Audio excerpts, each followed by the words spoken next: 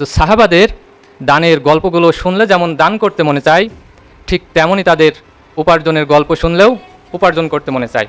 সত্য তো এই যে সাহাবায়ে কেরাম তাদের জামানায় অর্থনীতিতে এতটাই বিত্তবান হয়ে গিয়েছিলেন যে তাদের জামানায় এমন একজন মানুষ খুঁজে পাওয়া যাচ্ছিল না যে দান গ্রহণ করবে। বইয়ের পাতায় পাতায়, বড়দের কথায় কথায় তা প্রায় আমাদের ওয়াকিবহাল হয়েছে, জানা হয়েছে। ফলে সাহাবাদের ব্যক্তিগত জীবন, সামাজিক জীবন, সামরিক জীবন, অর্থনৈতিক জীবন ও রাষ্ট্রীয় জীবন আমাদের চোখের সামনে আলোকচ্ছটার ন্যায় জ্বলজ্বল করে। একজন সত্যিকার মানুষের দরদ ও উদারতা জানা যায় যতটুকু না তার কথায়, তার আচরণে, তার শব্দচয়নে তার চেয়ে হাজার গুণ বেশি জানা যায় তার দানশীলতার বিশালতায়। সে কারণেই সাহাবাদের দানের গল্পগুলো অনেক প্রসিদ্ধ। সাহাবায়ে কেরাম খুব দান করতেন জানি, কিন্তু একবারও ভাবি না, আমরা বুঝি না, বুঝতে চেষ্টা করি না যে অনেক দান করতে হলে তো অনেক উপার্জন করতে হয়, তাই না? তো সাহাবাদের দানের গল্পগুলো শুনলে যেমন দান করতে মনে চায়, ঠিক তেমনই তাদের উপার্জনের গল্প শুনলেও উপার্জন করতে মনে চায়। এটাই সত্য। তাই সাহাবাদের দানের গল্পগুলো জানা যেমন জরুরি, তেমনই তাদের উপার্জনের গল্পও জানা প্রয়োজন। উপার্জনের পরেই তো দান নাকি? যদি আয় রোজগার না থাকে, ইনকাম না থাকে, তাহলে দান করবে কিভাবে? তাই আমি মনে করি সাহাবাদের দানের গল্পের আগের গল্প হলো তাদের উপার্জনের গল্প। জি, সেদিকে যাচ্ছি। সাহাবায়ে কেরামদের অর্থনৈতিক জীবন ব্যাপক। সাহাবাদের অর্থনৈতিক জীবন ও প্রতিপাদ্য নিয়ে আলোচনা করতে গেলে দুইভাবে সামনে আসে। এক হচ্ছে খাইবার বিজয়ের পূর্বের অবস্থা, দুই হচ্ছে খাইবার বিজয়ের পরবর্তী অবস্থা। খাইবার বিজয়ের পূর্বের অবস্থা তো এমন ছিল যে সাহাবায়ে কেরাম দিন বিজয়ের টাকা যায় একটি মাত্র খেজুর খেয়ে পুরো দিন রাত কাটিয়ে দিয়েছেন। আবার যেদিন খাবার পাননি সেদিন অনাহারে থেকেছেন, সিয়াম পালন করেছেন। এমন অনেক ঘটনা আমাদের চোখের সামনে ঘোরাফেরা করে। তার মানে এই নয় যে তাদের পুরো জীবনের সব ঘটনাই এমন ছিল, বরং এগুলো ছিল তাদের পুরো জীবনের খণ্ডকালীন ঘটনা, যা যুদ্ধ বিদ্রোহের মতো বিশেষ কারণে হয়েছিল। অতএব তাদের পুরো জীবনের সব ঘটনাই এমন দারিদ্র যাপিত ছিল তা নয়। আর খাইবার বিজয়ের পরবর্তী অবস্থা, সাহাবায়ে কেরামদের সম্পদের আকাল ছিল না, কমতি ছিল না। এক একজনের দানের পরিমাণ আর পরিধি বিশ্লেষণ করতে গেলে তাদের সম্পদের বিশালতা অনুমান করা যায়। সত্য তো এই যে সাহাবায়ে কেরাম তাদের জামানায় অর্থনীতিতে এতটাই বিত্তবান হয়ে গিয়েছিলেন যে তাদের জামানায় এমন একজন মানুষ খুঁজে পাওয়া যাচ্ছিল না যে দান গ্রহণ করবে। তার মানে তাদের পুরো জীবনটাই গরিবানা যাপিত ছিল না। আমাদের সামনে যে দর্শন এসেছে এটা আমাদের এক কানা দর্শন এসেছে, এক পেশে দর্শন এসেছে। এটা অনেক লম্বা আলাপ।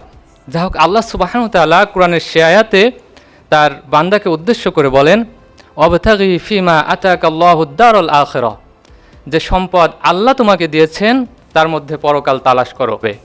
সূরা কাসাসের ৭৭ নম্বর আয়াত।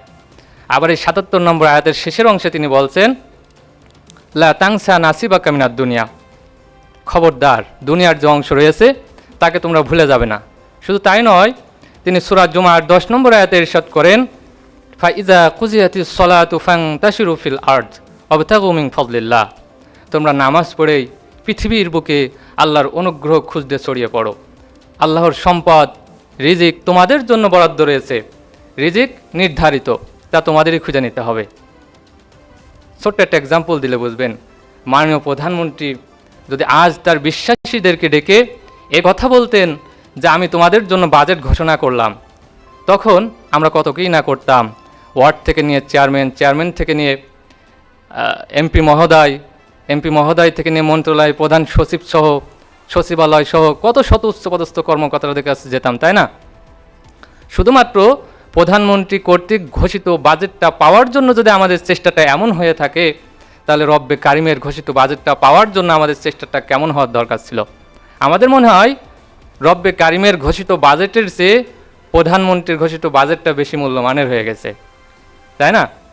তো আমরা প্রতিদিন যে পরিমাণ চেষ্টা করি, হয়তো 500 পাই, 1000 পাই, 5000 পাই, রব্বে কারিমকে বলবো, প্রভু আপনার সম্পদের বিশালতা, আপনার বাজেটের বিশালতা, তা থেকে আমি এতটুকু পেয়েছি। প্রভু, এত জীর্ণশীর্ণ হওয়ার কথা না, কিন্তু আমার চেষ্টা অনুযায়ী এতটুকু পেয়েছি। দয়া করে মেহেরবানি করে আপনার বাজেটের বিশালতা আমাকে খুঁজতে সহায়তা করুন। আমাদের কি মনে হয় রব্বে কারিমের বাজেটটা পাওয়ার জন্য তার নিযুক্ত সচিবদের কাছে যাওয়ার প্রয়োজন নেই? আমাদের মনে হয় রব্বে কারিমের ঘোষিত বাজেটটা পাওয়ার জন্য রব্বে কারিমের সচিবালয়ে যাওয়ার প্রয়োজন নেই? আমাদেরকে চেষ্টা করতে হবে, রব্বে কারিমের বলতে হবে, তিনি অবশ্যই আমাদেরকে দিবেন। আমাদেরকে প্রচুর পরিমাণ চিন্তা করতে হবে এবং চিন্তাটা গড়তে হবে। আল্লাহ সুবহানাহু ওয়া তাআলা তার হাবিব সাল্লাল্লাহু আলাইহি ওয়াসাল্লামকে ডেকে বলেন, সূরাতুদ দুহার ৮ নম্বর আয়াত, ওয়া ওয়াজাদাকা আইলান ফাগনা, হে মুহাম্মদ, তিনি তোমার প্রভু তোমাকে নিঃস্ব অবস্থায় পেয়েছেন, অসহায় অবস্থায় পেয়েছেন, নিরীহ মানব অবস্থায় পেয়েছেন, অতঃপর তিনি তোমাকে গোটা পৃথিবীর মধ্যে সবচেয়ে একজন প্রভাবক তৈরি করেছেন, প্রভাবশালী তৈরি করেছেন, গোটা পৃথিবীর মধ্যে একজন প্রভাবশালী তৈরি করেছেন, পাওয়ারফুল তৈরি করেছেন, ধনী তৈরি করেছেন। আপনিও নববী নীতি অনুসরণ করে দেখুন, নবীজির আদর্শে আদর্শিত হয়ে দেখুন, আল্লাহর অনুগ্রহ আপনার দিকে বাড়তাবে। আমি বিশ্বাস করি নবীনদের মধ্যে যদি নববীর সিরাত সুরাত পয়দা হয়ে যায়, তাহলে বিনা এগ্রিমেন্টে গোটা বিশ্ব তাকে বিশ্বাস করবে। দেন সাকসেসের নেক্সট ডোর ওপেন হবে। আমরা পারবো ইনশাআল্লাহ। আল্লাহ তাআলা আমাদের কবুল করুক। প্রিয় বন্ধুগণ, আমরা সবাই চিন্তা করি, কিন্তু আমরা চিন্তা করেই থেমে যাই। চিন্তাটা করলে হবে না, আমাদের এই চিন্তাটা গড়তে হবে। Secret of the millionaire mind, যারা ধনী হয়, যারা প্রভাবক হয়, প্রভাবশালী হয়, তাদের থিঙ্কটা কি, এটা আমাদের বুঝতে হবে। Secret of the millionaire mind হচ্ছে believe, knowledge, mind of business and money. আপনি ভাবতেছেন আপনার কাছে টাকা নাই, পয়সা নাই, এই জন্য আপনি থেমে আছেন যে আপনি ব্যবসা করতে পারছেন না, বড় কিছু উদ্যোগ নিতে পারছেন না। কিন্তু সত্য তো এই যে সফল ব্যবসায়ী হতে গেলে প্রথমে টাকার প্রয়োজন নেই। প্রথম যে শর্তটি প্রয়োজন সেটি হচ্ছে বিশ্বস্ততা। সেকেন্ড স্টেপে গিয়ে যা দরকার পড়বে সেটি হচ্ছে নলেজ, ব্যবসার নতুন নতুন আইডিয়া, নব নব নলেজ উদ্ভাবন করা, অর্থাৎ ব্যবসায়িক চিন্তা। আর থার্ডে গিয়ে দরকার পড়বে টাকা না থাকলেও চলবে। উপরের এই গুণগুলো যদি অর্জন সহ বিকশিত করতে পারেন, তাহলে অর্থ সম্পদ আপনার পদচুম্বন করতে শুরু করবে। এই যে বললাম না, বিশ্বস্ততা। আপনার মধ্যে যদি বিশ্বস্ততা থাকে, তাহলে আপনার কাছে মানুষ আমানত রাখতে চাইবে। আপনি বিপদে পড়লে মানুষ আপনাকে কর্জে হাসানা দিবে, সেটার পরিমাণ বেশি হবে না, হয়তো 50,000 1 লাখ। কিন্তু বিশ্বস্ততার সাথে যদি আপনার মধ্যে নলেজ থাকে, ব্যবসার নতুন নতুন আইডিয়া যদি আপনার মধ্যে থাকে, তাহলে মানুষ আপনার মধ্যে ইনভেস্ট করবে। আপনি পৃথিবীর যে প্রান্তেই থাকেন না কেন, ইনভেস্টররা আপনাকে খুঁজে নেবে। এই জন্যই বললাম যে এই গুণগুলো যদি অর্জন সহ বিকশিত করতে পারেন, তাহলে অর্থ সম্পদ আপনার পদচুম্বন করতে শুরু করবে। প্রিয় বন্ধুরা, তাই আমাদেরকে চিন্তা করতে হবে এবং এই চিন্তাটা গড়তে হবে। আমরা কিন্তু এটাই ভাবি যে আমরা এগিয়ে যেতে পারবো না, আমরা থেমে যাব, কিন্তু আমাদের থামার কোনো সুযোগ নাই। আমাদের চেষ্টা করে যেতে হবে। আমরা যদি চেষ্টা করে যেতে পারি, তাহলে অবশ্যই সফলতা আমাদের পদচুম্বন করবে। আপনি ভাবতেছেন আপনার কাছে টাকা নাই, পয়সা নাই, বেশ ভালো কথা, কিন্তু আপনার কাছে একটি জিনিস আছে, সেটি হচ্ছে থিঙ্কিং পাওয়ার, চিন্তা শক্তি। আপনি যদি মানুষের কাছে চিন্তা বিনিয়োগ করেন, তাহলে মানুষ আপনার কাছে অর্থ বিনিয়োগ করবে। এই জন্য চিন্তার ইনভেস্টটা মাস্ট।